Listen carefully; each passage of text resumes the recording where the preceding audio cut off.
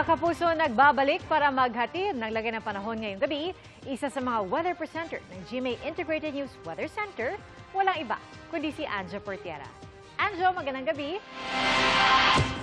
Salamat, Pia. Mga kapuso, lalo pang lumakas ang bagyong nasa labas ng Philippine Area of Responsibility.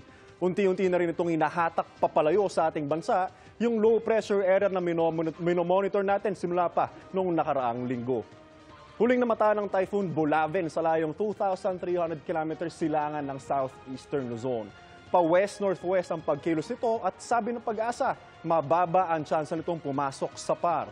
Nakikita rin ng Pag-asa na imbis na tuloy pumasok sa PAR ang isa pang minomonitor na low pressure area, unti-unti na itong lumalayo at sumasama sa sirkulasyon ng malakas na bagyo malapit dito.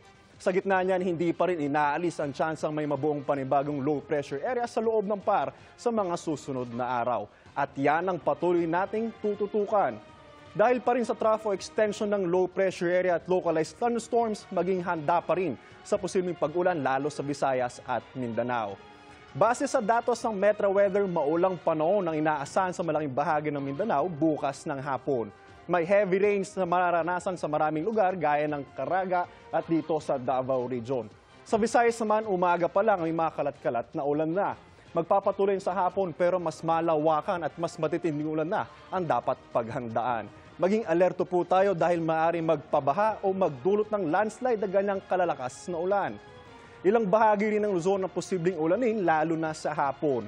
May malalakas na ulan sa Mimaropa, kasama dyan ang Calabarzon, ang Bicol Region, Tarlac, Nueva Ecija at ang Ilocos Region.